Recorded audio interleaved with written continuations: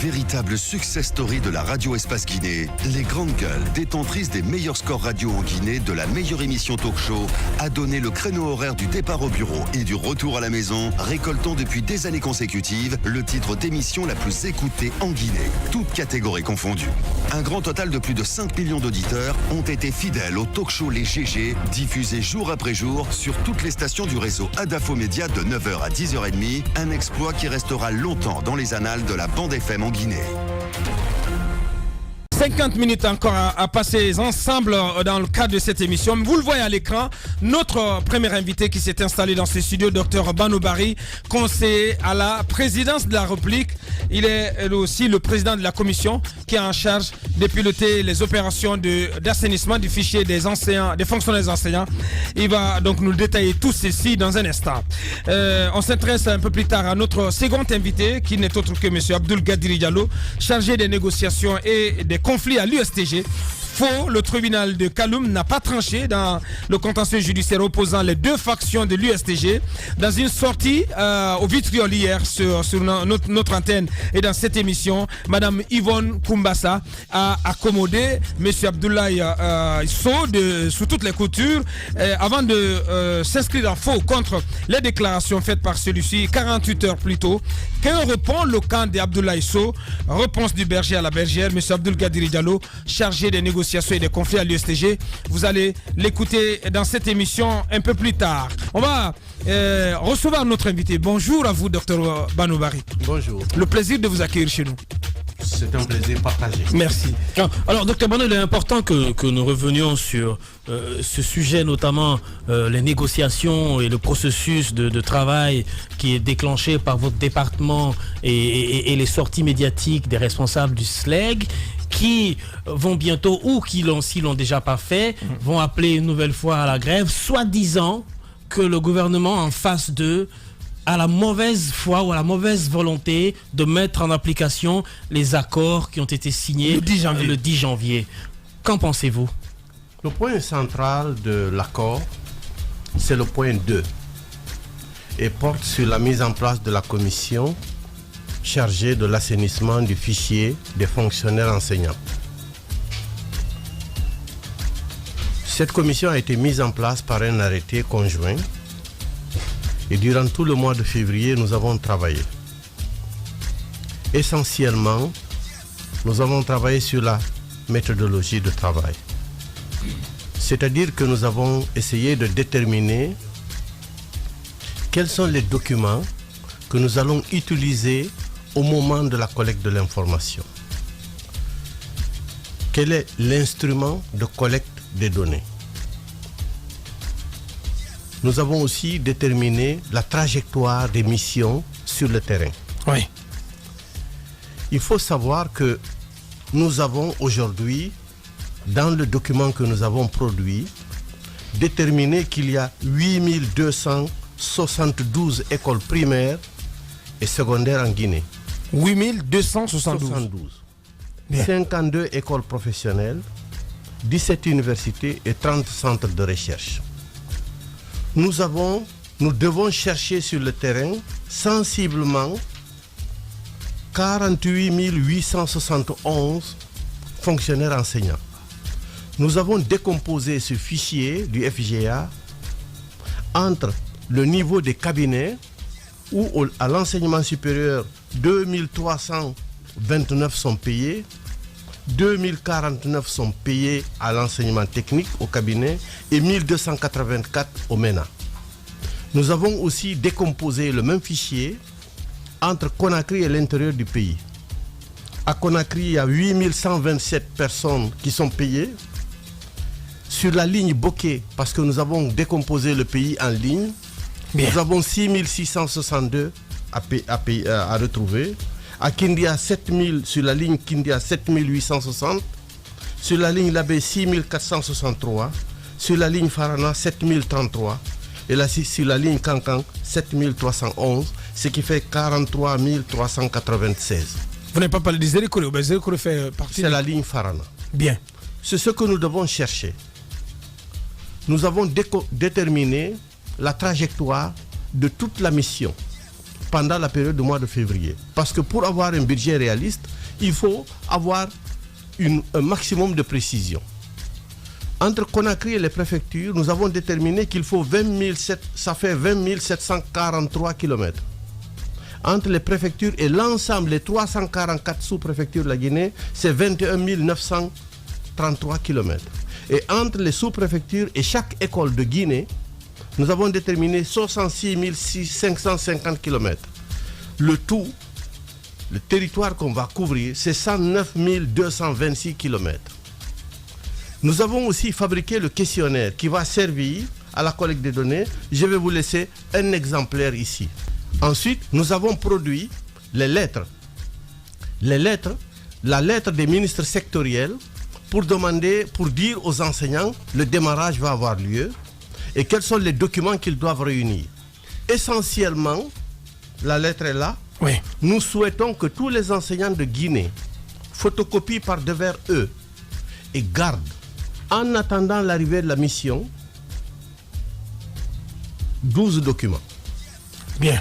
Leur fiche biométrique, leur copie de l'extrait de naissance, la copie du diplôme le plus élevé, la copie de la pièce d'identité ou du passeport valide, la copie de l'arrêté d'engagement, la copie de l'acte d'affectation, la copie du certificat de prise de service pour les enseignants du secondaire, la copie de l'acte de nomination au poste occupé, la copie du dernier bulletin de salaire, présenter le cahier de préparation pour les enseignants du primaire, la copie de l'emploi du temps pour les personnels du secondaire et de l'enseignement technique et la copie du plan de cours pour ceux qui dispensent des cours dans les universités et les instituts.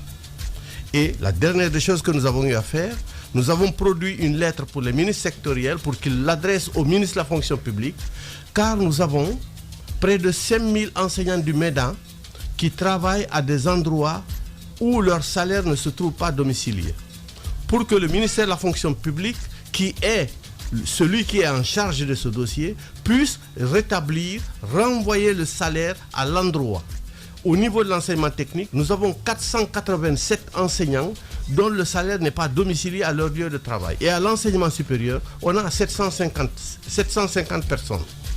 Ces fichiers-là, nous les avons donnés à l'inspecteur général du travail pour qu'il les transmette au ministre sectoriel et la lettre d'accompagnement pour que le ministère de la fonction publique puisse prendre des dispositions parce qu'il est prévu dans l'accord que pendant la période de collecte de l'information, les salaires vont être dévirés. Et pour limiter le mouvement et la fatigue des enseignants, nous avons pensé qu'il était préférable de rétablir à l'endroit le salaire de chaque des enseignants pour permettre en réalité un contrôle aisé et une facilité dans le travail. Donc tout le dispositif aujourd'hui par rapport à la collecte de l'information, aujourd'hui le dispositif est prêt. Les grandes gueules. Docteur Mamadou Alpha Banoubari, notre invité. Alors c'est très technique. Allez-y, mon frère. Limpide. Alors dites-nous, quand est-ce que ce travail va commencer? Voilà. Dites-nous comment ça va se passer. J'ai vu dans la note circulaire que ce sera pour le mois de mars et d'avril. Est-ce que c'est largement suffisant pour faire tout le travail que vous comptez faire? Oui, alors, vous savez, le temps, on peut l'étendre comme on veut. Le principe, c'est qu'on réduit le temps et on augmente la cadence du travail. Parce que si on augmente le temps, ça augmente le budget. Et si le budget est élevé, c'est toute la Guinée qui va crier. On va dire, Bano est venu pour se partager l'argent. Donc c'est un budget très réduit. Que vous n'avez pas pour le moment. Que nous avons. Vous l'avez déjà. Nous avons soumis la note méthodologique et tous les instruments au Premier ministre, y compris le détail du budget. Les grandes gueules. Le gouvernement a statué et a accordé le budget. Hier, le document permettant de libérer l'argent a été signé par le ministre du budget et le directeur national du budget. Bien. Dans les conditions normales, le budget sera prépositionné dans les 72 heures.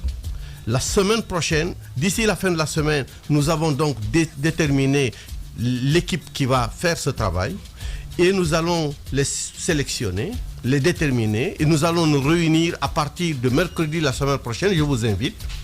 Ce sera probablement à l'université de Somponia. Il y aura une période de formation de 3 jours parce que cette fois-ci, nous allons collecter les données avec des téléphones Samsung Galaxy Les smartphones. ou des smartphones qui permettront en réalité de prendre aussi le point GPS de lieu d'enquête.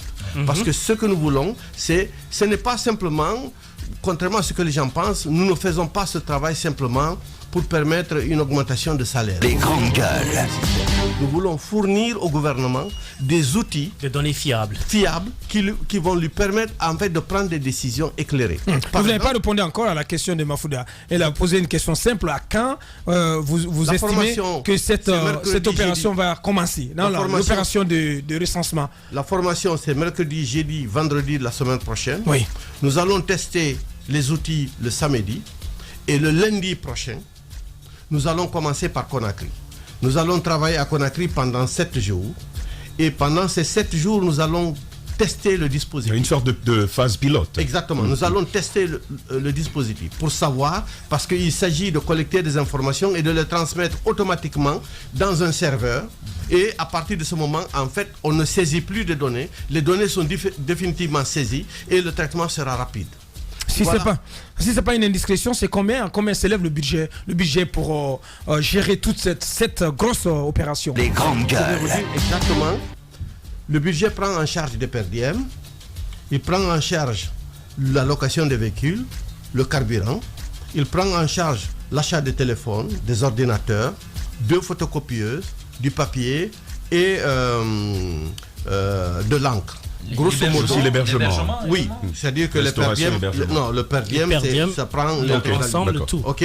Alors, grosso modo, le budget est le plus raisonnable de tous les budgets que vous avez pu imaginer en Guinée depuis qu'on a commencé à faire des opérations de contrôle du personnel. Bien. C'est le plus faible parmi tous les budgets du monde. Il est élevé à combien?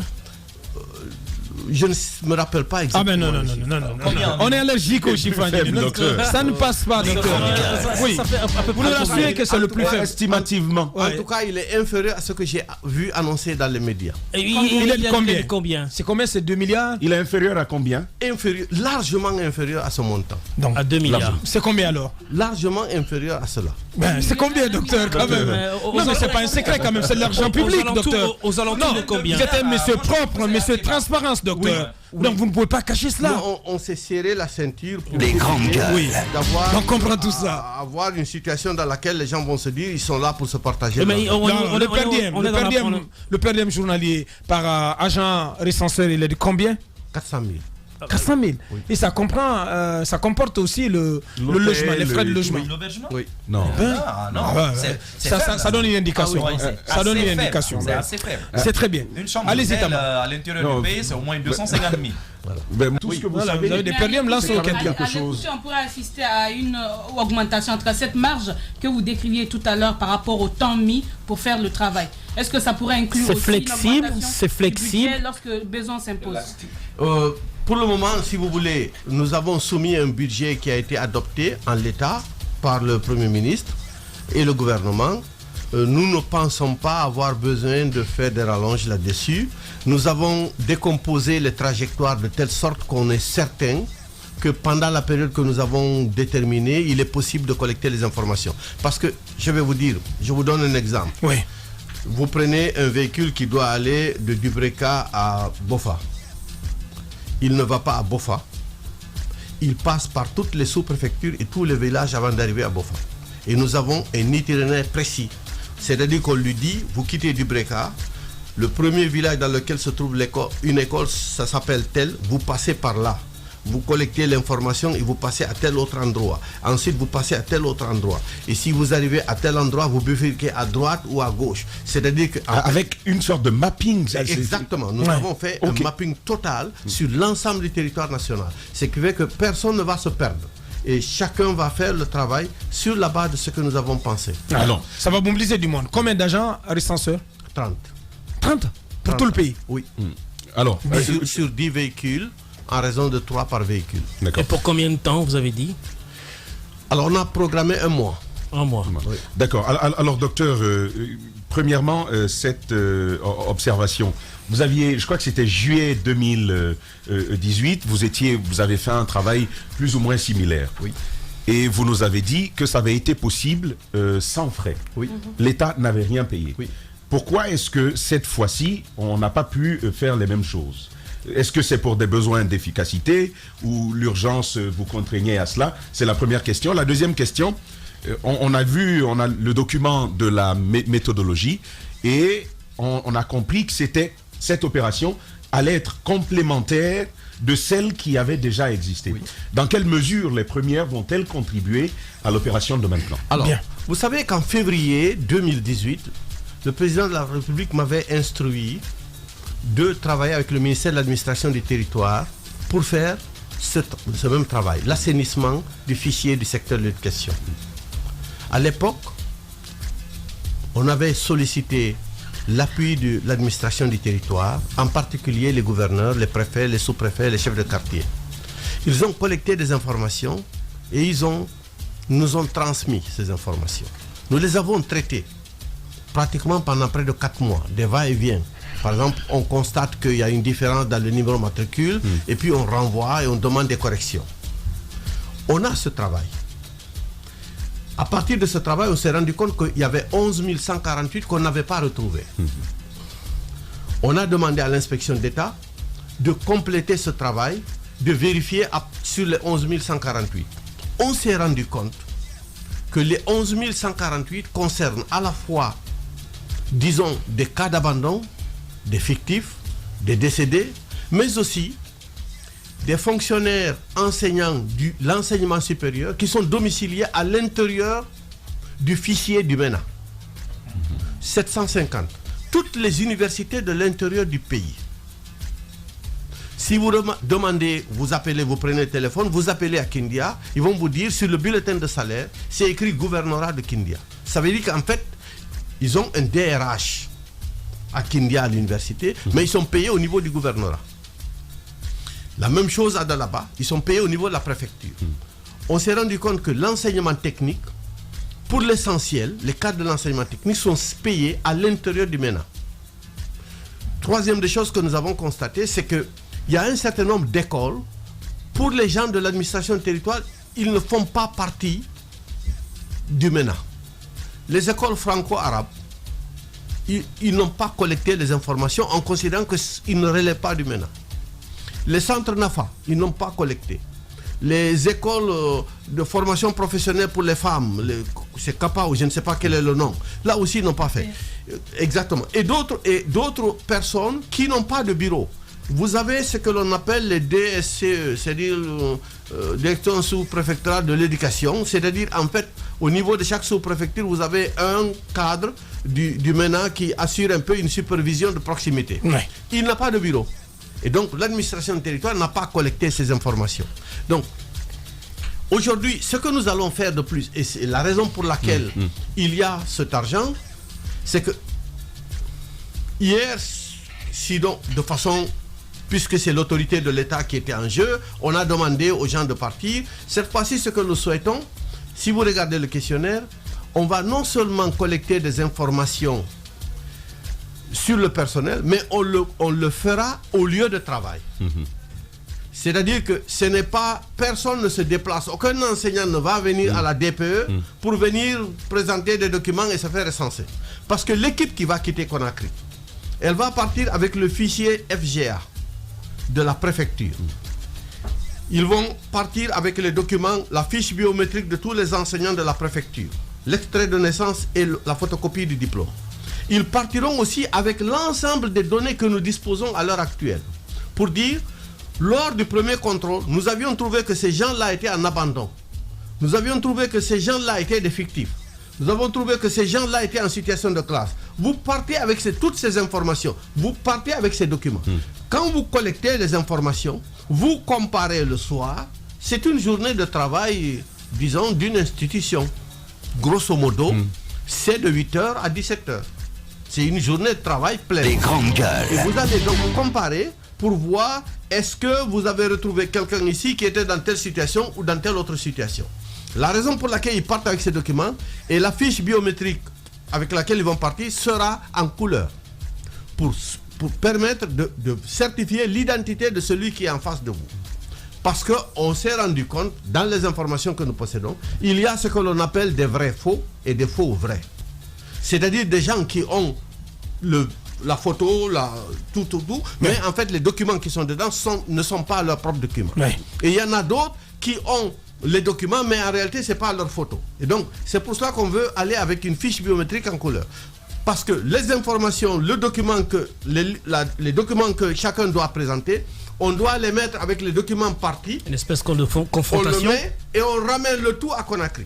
C'est à l'équipe à Conakry le soin de faire une comparaison. Parce que l'assainissement, vous avez compris que ce n'est pas simplement de trouver les personnes, c'est aussi de savoir est-ce que ces personnes ont effectivement les qualifications auxquelles elles prétendent. C'est-à-dire que nous allons confronter l'ensemble de ces données et ces documents, on va les envoyer dans les écoles de formation pour dire Monsieur X nous a dit qu'il possède ce diplôme et que c'est vous qui avez délivré ce diplôme.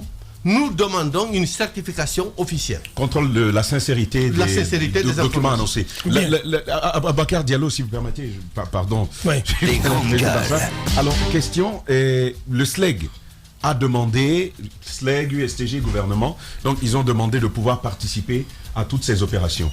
Et je vois bien que dans les missions qui vont être envoyées à l'intérieur du pays, ce ne sera pas nécessairement des gens provenant du gouvernement ou du SLEG ou de l'USTG, ça peut être des agents comme ça que vous recrutez, que vous formez. La question que je me pose, c'est à quel niveau de la chaîne est-ce que le SLEG ou l'USTG vont intervenir et pourquoi faire? Alors, la supervision, le gouvernement, les services de l'État guinéen vont avoir un dispositif qui leur permet de superviser l'opération. Le SLEG et l'USTG vont avoir leur propre dispositif. Chacune des composantes va avoir les moyens de pouvoir déployer du personnel pour assurer la supervision, pour s'assurer que les informations, et lorsque des données sont collectées, elles sont, avant de partir, ces documents-là sont partagés avec les structures à la base pour dire voici ce que nous avons trouvé. Nous souhaitons une certification. Une sorte de visa. Exactement, de ces documents avant de revenir à Conakry. Ce qui fait que, si vous voulez, puisque le SLEG et l'USTG et le gouvernement sont des partenaires dans cet accord, naturellement, toutes les équipes, toutes les composantes auront la possibilité de superviser.